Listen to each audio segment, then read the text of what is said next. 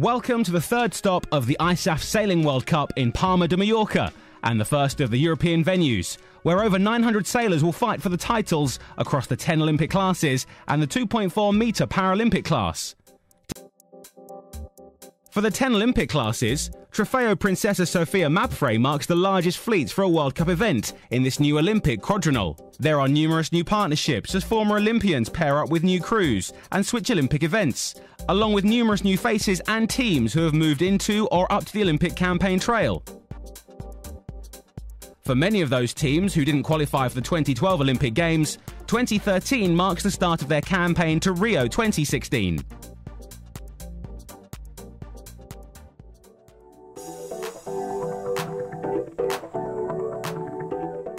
A stunning first day of racing for the Trofeo Princesa Sofia Mapfre, with big breeze and big waves really testing the teams. Although the day started with cloud, the skies later cleared and the breeze picked up to 25 knots, demanding attention to detail during preparations and checks on shore. As the expression goes, race days like today separate the men from the boys, and the top sailors were dominating at the front of the fleets, demonstrating outstanding boat handling in the challenging conditions. All fleets completed their scheduled race program, except for the NACRA 17, the 49ers, and the 2.4 metres Paralympic class. Racing was postponed for the 49ers after all but one boat capsized in race 2 for the yellow group, whilst the NACRA 17 fleet were grounded ashore unable to race in the steep waves.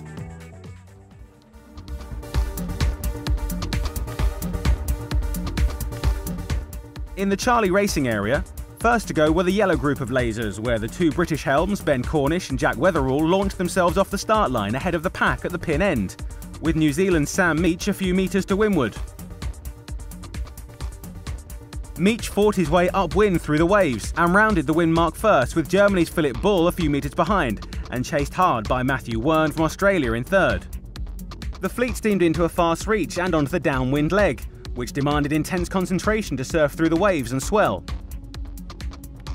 Meach held on to his lead with Wern in second place and closing in, and now ahead of Bull as they headed upwind for the second time.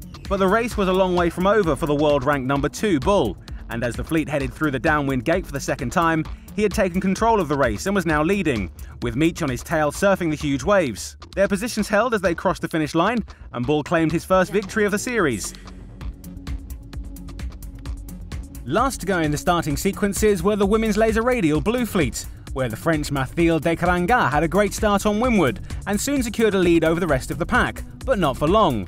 World-ranked number 5 helm Alison Young, drawing on immense experience from her 2012 Olympic campaign, outsailed Descaranga downwind and had moved into the lead by the first downwind gate, with Descaranga knocked back into second and Poland's Anna Weinziger in third.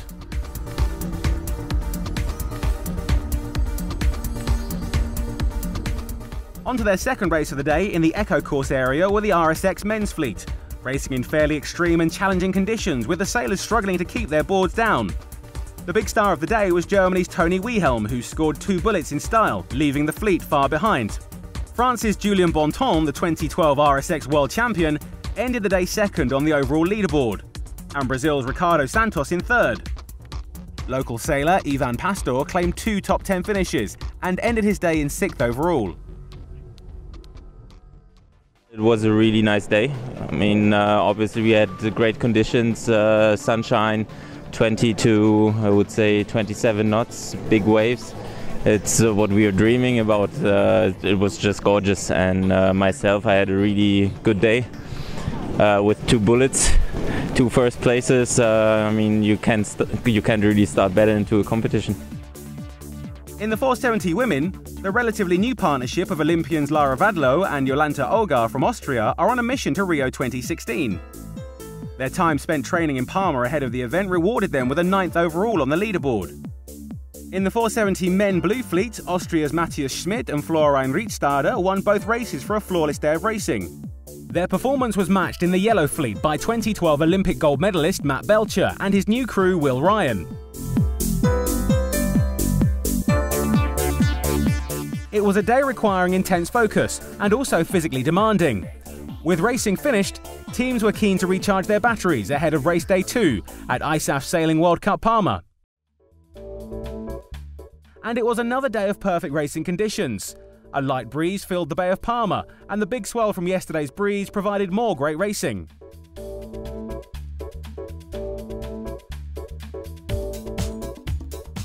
Attention to detail and careful preparations ashore were evident across all fleets, as teams got set for what was the penultimate day of qualifications for those racing in split fleets.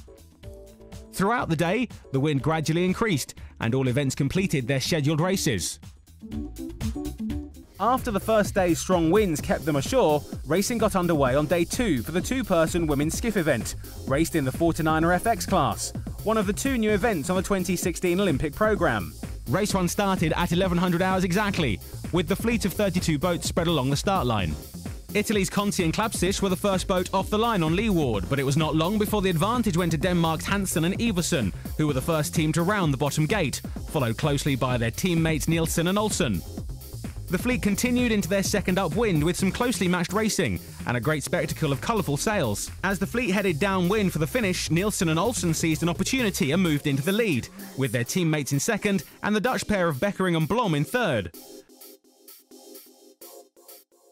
3 more races were held for the 49er FX fleet to wrap up day 1 of racing. Nielsen and Olsen dominated to take 2 more race wins and sit atop the leaderboard. Over in Bravo course, the Finns were finishing their first race of the day. Series leader Lobert was in a close battle with Slovenia's Bogar.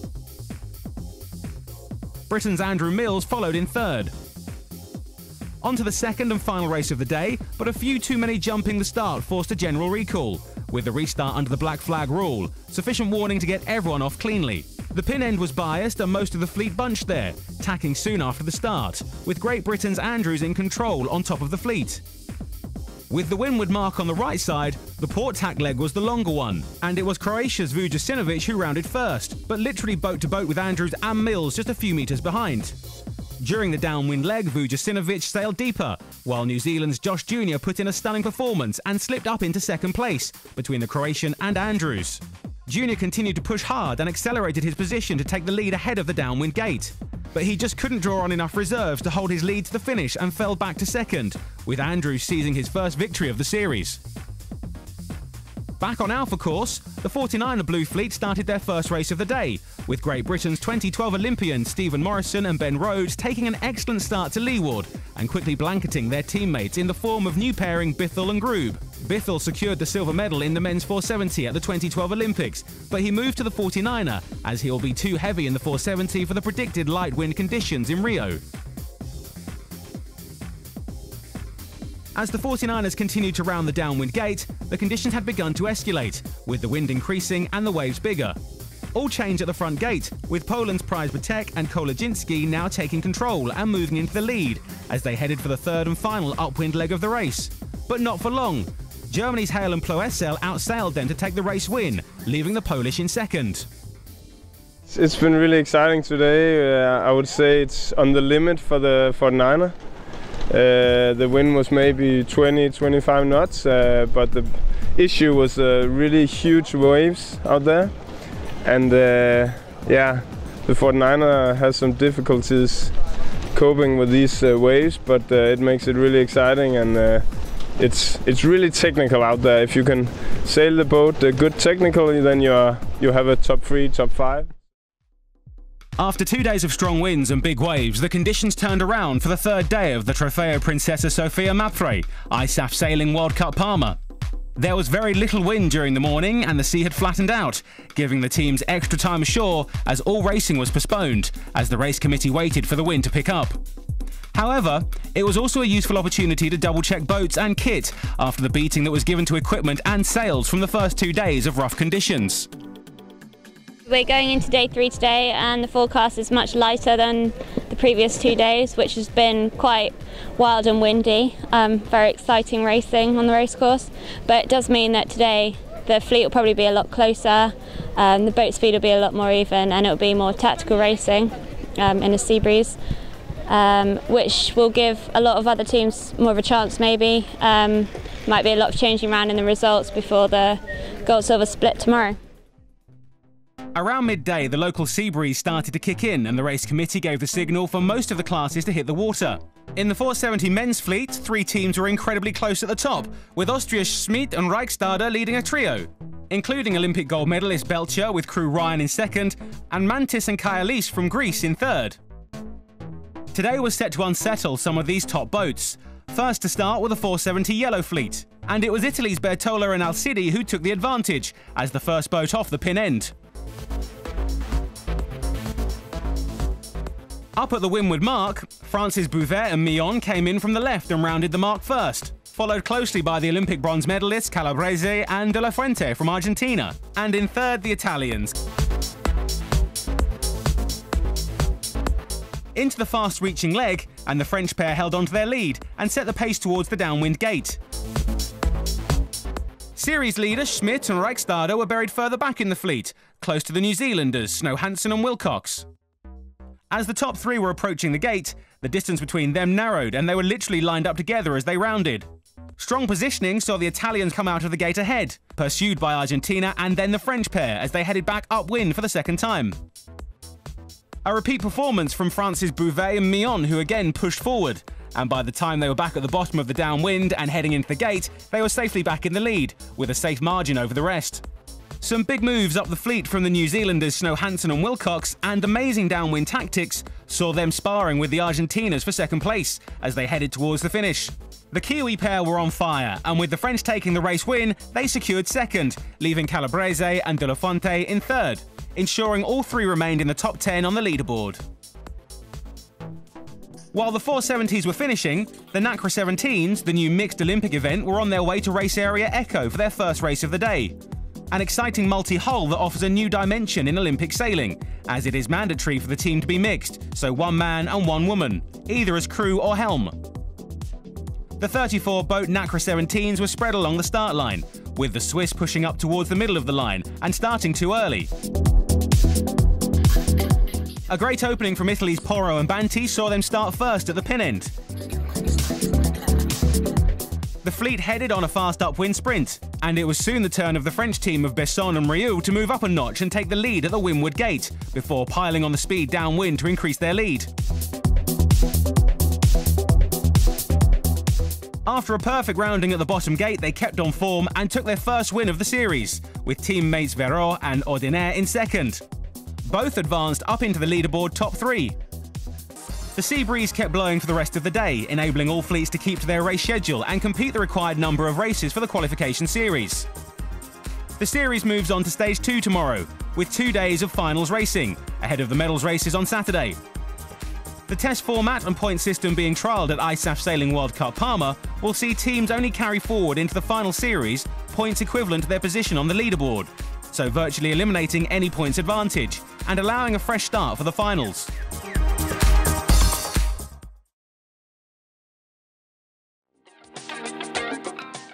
On to day 4 of racing at the ISAF Sailing World Cup Trofeo Princesa Sofia Mapfre, and today's races are well underway.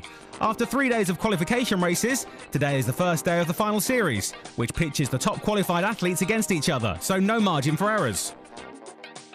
With the light breeze coming from the west, the fleets hit the water without any delay and headed over to their racing areas.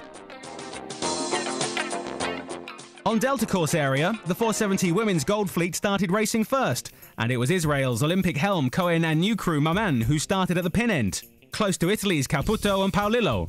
Series leaders Weguelin and McIntyre soon tacked and headed to the right side of the course, a move that would turn out not to their advantage. A big wind shift to the left worked perfectly into the hands of the Americans pair of Hager and Provancha, who found themselves leading at the windward mark, chased by the French team of Blunden and Charlotte Belgrade in second, and Italy's Caputo and Paolillo in third. Croatia's 2012 Olympic team of Ninčević and Zupan, who went into the day in third overall, had a good chance of climbing up the leaderboard, if they could improve on their 6th place at this point in the race. Particularly as the 2 teams ahead of them on the leaderboard, the British pair of Weguelin and McIntyre, and Brazil's 2012 Olympic pairing of Oliveira and Babachan had fallen further back in the standings.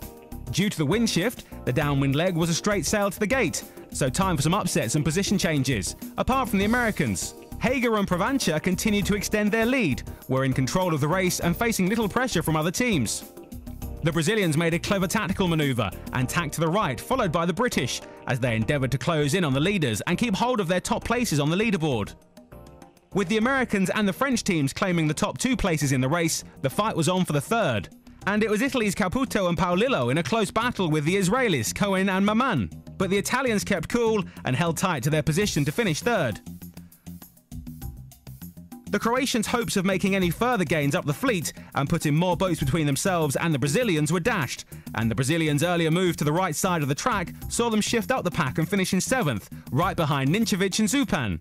In Alpha Course area, the 49er FX, the new women's Olympic skiff event, were on their first race of the day, and with the wind picking up, provided a great spectacle, as the skiff's light hull weight combined with large sail area gives a powerful boat with impressive speed. A great performance from the German pair of Lutz and Becker gave them their best result of the series, a 2nd place. The second race of the day soon started, and it was series leaders, the Danish pair of Nielsen and Olsen, who claimed a great start in the middle of the line and were off to score their second race win of the day. But the race was not all theirs. Italy's Conti and Klapsic rounded the windward mark first and headed for the downwind gate. But they jibed late and gave the opening for the Danish boats of Hansen and Iversen and Nielsen and Olsen to slip into the top places, leaving the Italians in third and rounding the opposite gate before heading back upwind on the left side of the course. The Danish team of Nielsen and Olsen are dominating this event, proving their expertise and ability in both windy and light conditions. 3 more race wins today, and a perfect 0 scoreline sees them virtually eliminate the competition and advance into the concluding day of the final series with an 11-point margin over the next 4 teams. The rest of the classes continued their scheduled races, with the windy conditions holding up throughout the day. The 2.4 metre is open to men and women to compete in the same fleet. The boat is effectively a scaled-down version of a metre yacht, with the steering and controls adapted to each helm, who sit inside the boat with their heads only a few centimetres above the deck. It is a challenge for helms to see much of the race course out of the boat, and the skills they have are quite remarkable.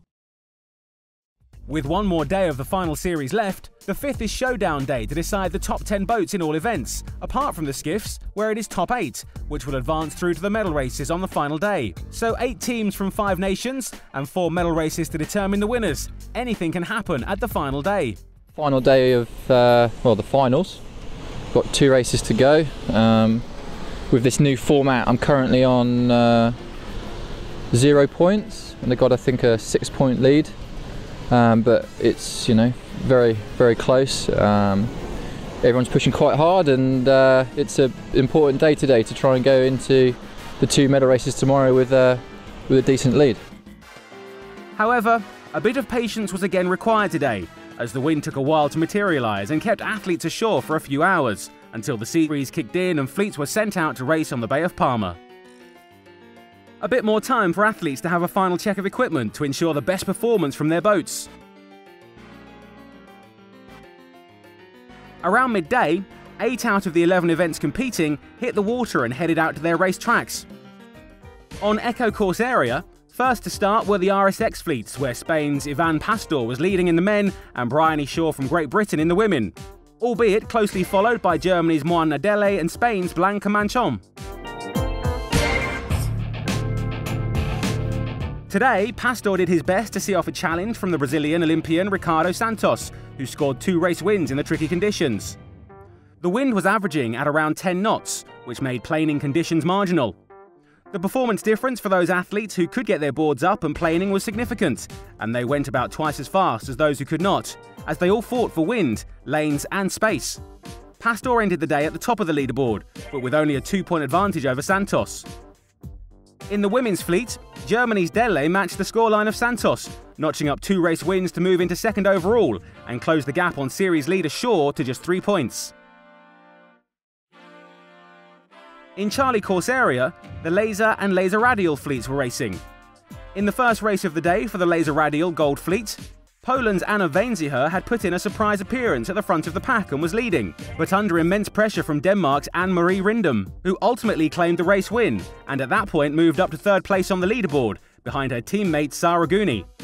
But Rindom followed up with a 19th in finals race 6, and dropped back down to 5th overall. The laser class is one of the most widespread of the Olympic classes, and has the largest number of countries racing it around the world, which is very much due to its simplicity.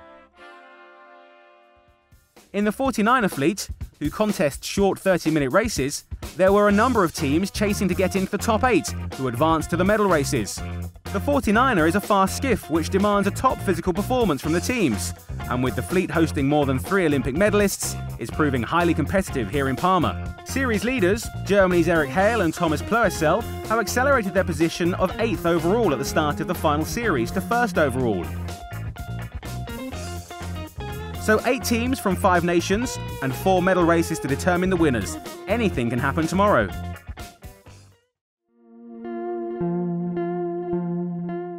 The 2 venues at Club Nautic Staranal and Club Maritimo San Antonio de la Playa have slowly started to empty as the sailors pack up and get ready to head home, leaving on the top athletes of each class preparing their boats for the medal races on this final day.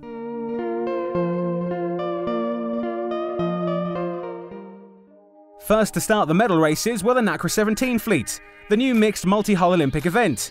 With 2 French teams in the top 3 and the Dutch pair of Mulder and Visser leading the series, anything was possible in the 2 double-point medal races today. A big upset.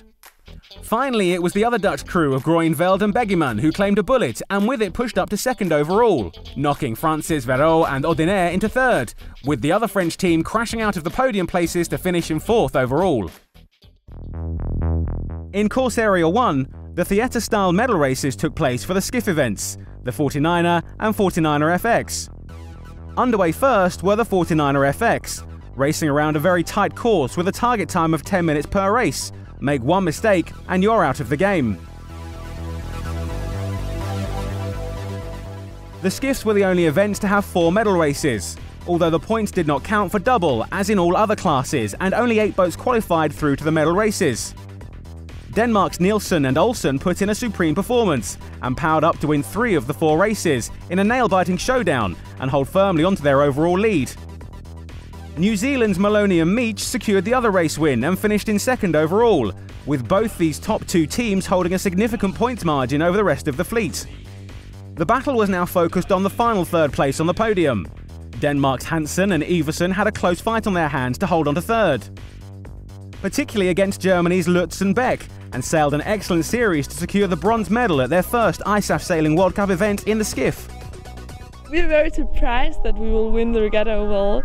The competition has been very good, I think, hard sometimes as well, and we are kind of surprised that we could win. We didn't know how the level was here and how good the others were, because this is the first big regatta, so it's nice to know that we can be in the top.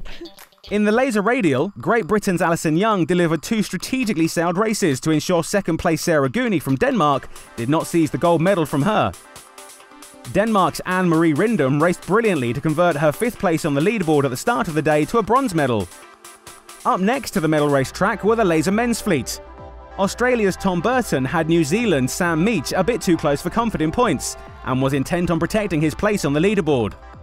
But a 3rd place in the first medal race for Burton was followed up with a penalty score for being over the line at the start. A medal race scoreline which could not compete against a perfect race delivery from Andy Maloney, who won both medal races. Up into 1st overall shot Maloney, with Burton 2nd and Meach 3rd. In the Finn class, 2 3rd-place finishes was more than enough to add another World Cup gold medal to the collection held by Great Britain's Giles Scott. Back to theatre-style racing, and it was time for the 49er men to have their 4 races. The wind had just started to pick up, and the arena was set for a spectacular 4-race showdown. The ever-consistent series leaders, Hale and Plöersel from Germany, did what they do best, and put in 4 more solid races to eliminate the competition and secure gold with a 26-point advantage, and celebrated their best ever finish at a World Cup event.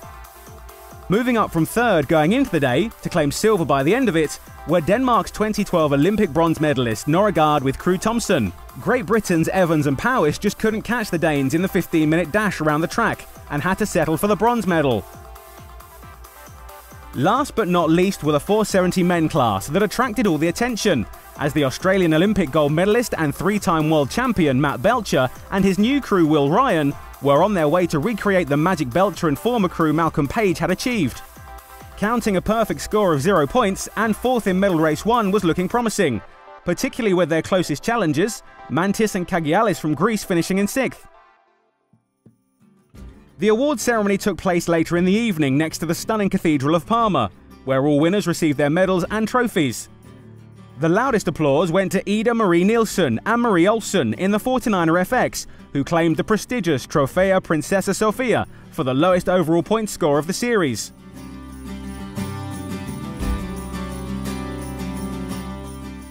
That was it from the 44th edition of the Trofeo Princesa Sofia Mapfre. 7 exciting and windy days of competition came to an end. Hope to see you all next year. They don't listen at all, but you know